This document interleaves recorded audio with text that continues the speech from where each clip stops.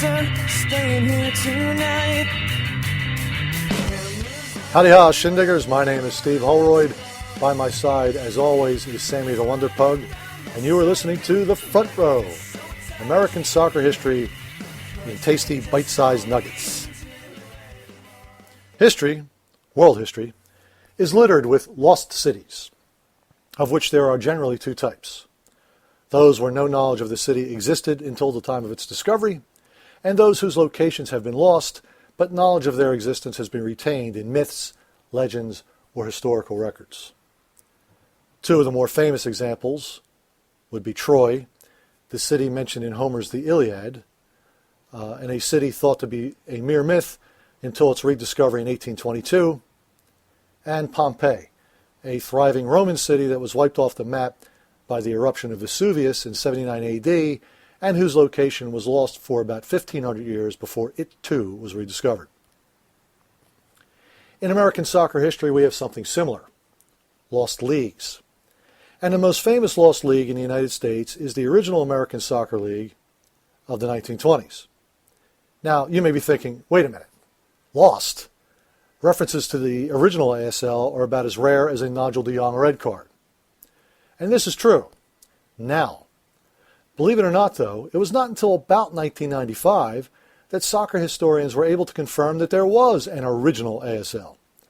As prior to that, there were only passing references to what might have been an important league during the golden age of American sport, mentioned in books and articles and such. The first question you may ask is, how is it possible for a league to be lost, especially in Sportsman America? After all, you could pick up pretty much any sports reference book and find thorough references to the Federal League of Baseball or the All-American Football Conference.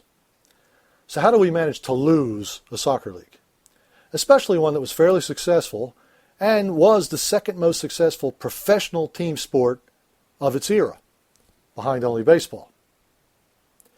Blame probably rests with its replacement, the Second American Soccer League, which operated from 1933 to 1983.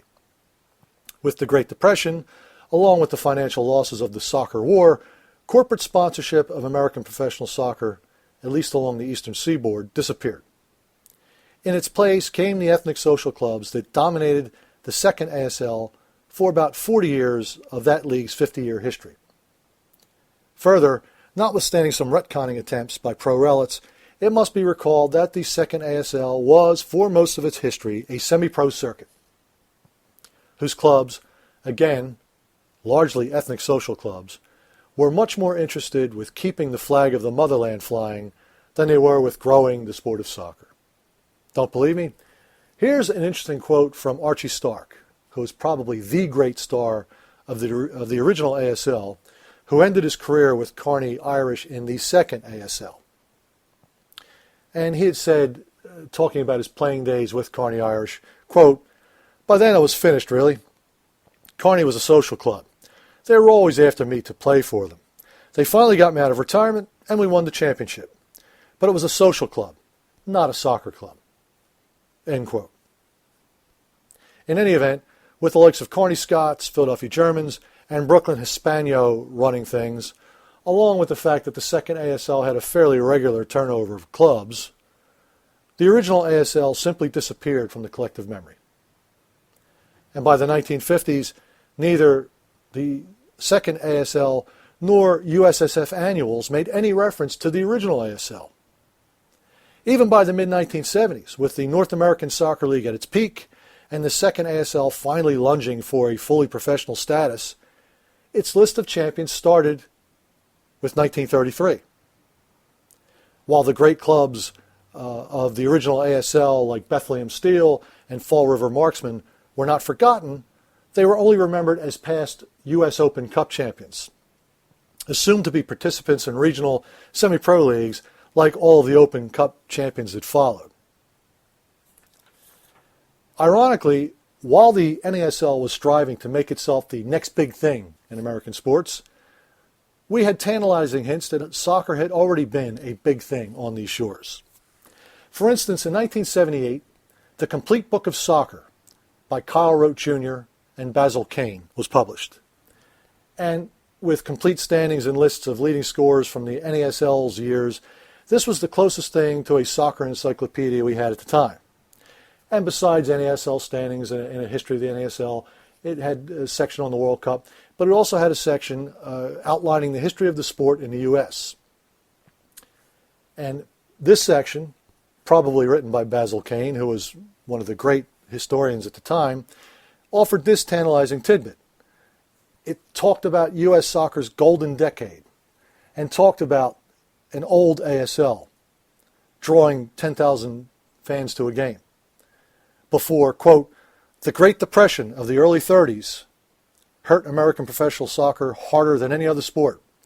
There was a general retrenchment, the pros were replaced by semi-pros, and all hopes of establishing soccer as a national sport seemed doomed forever, close quote. Alongside, again, tidbits of information about stars like Alex McNabb and Billy Gonzalez. But that was it.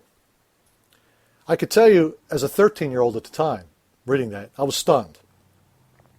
I was already a bit of a sports historian at the time, always interested in the history of expansion teams and rival leagues like the World Hockey Association, American Basketball Association, World Football League, what have you. And I was shocked to learn that soccer, my favorite sport, might have been Major League over 50 years prior to Pele's joining the Cosmos in 1975. And just as shocked to learn that apparently no one knew about it.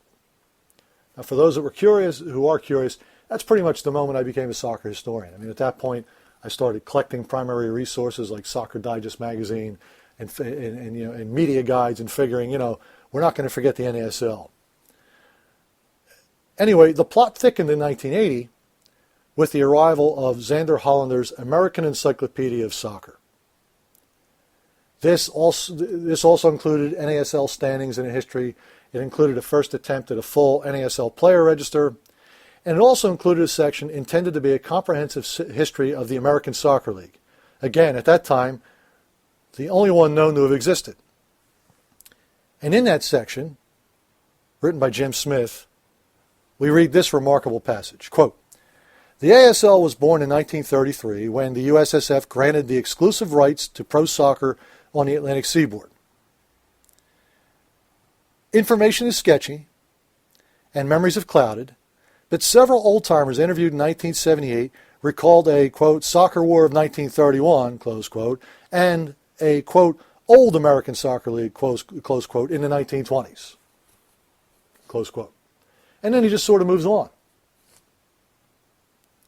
Ironically, Smith was being told about the original ASL and the soccer war, and I guess memories were a bit cloudy because, as we know, it was 1928-29. But anyway, being told by some of these old-timers only for him to dismiss the tales as myth.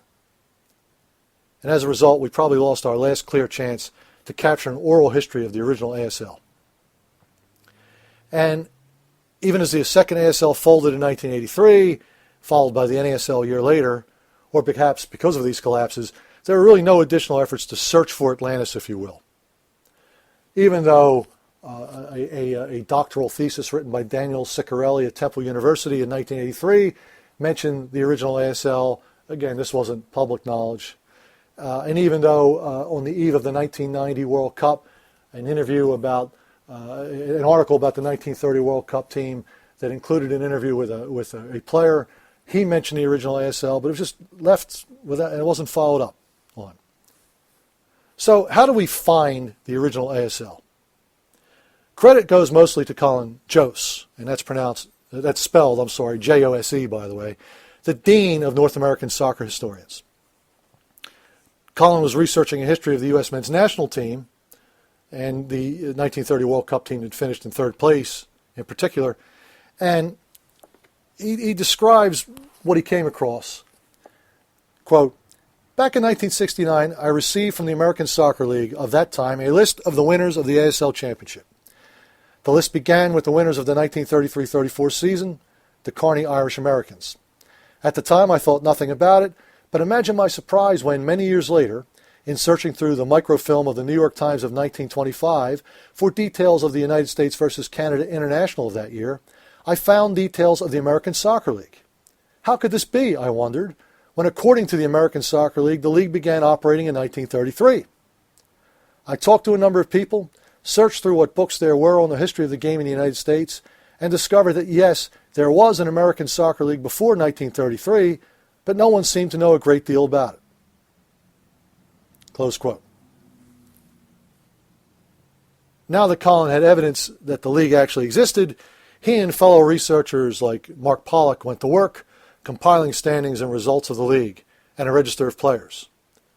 By 1995, Dave Litterer's American Soccer History Archive site listed the final tables, and in 1998, Jose released the American Soccer League, the Golden Years of American Soccer 1921 to 1931, a 560-page tome with standings, rosters, results, leading scorers, a player register, and box scores of important games and foreign tours.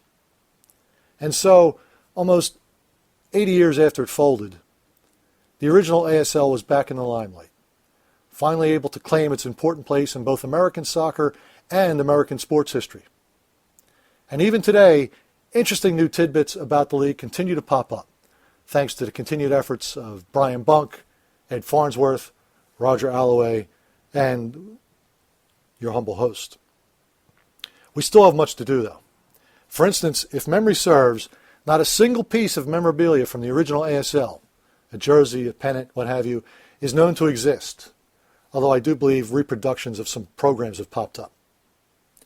Thanks to Ted Westervelt, copies of Soccer Pictorial Weekly, a weekly magazine from the publishers of Ring Magazine, have been made public, giving even more insight into the league at its peak, in fact, the year just before the soccer war. All in all, a pretty fascinating story, and proof that, to paraphrase Rip Hunter, American soccer history wants to happen. That's it for this episode. As always, please subscribe to us on iTunes, where ratings and reviews are always helpful. You can follow us on Twitter at Section 107 Row A, and you can email us at soccermaven, that's soccer, M-A-V-N, at yahoo.com. So until next time, this is Steve Holroyd and Sammy the Wonder Pug, reminding you to keep your feet on the ground, and even Connor Lade will beat you on a header. Ciao. And now we're happy to see you succeeding everywhere you are. Cause you're keener than Keegan, and you're better than best. We always knew you'd go far. You're a 70s football star.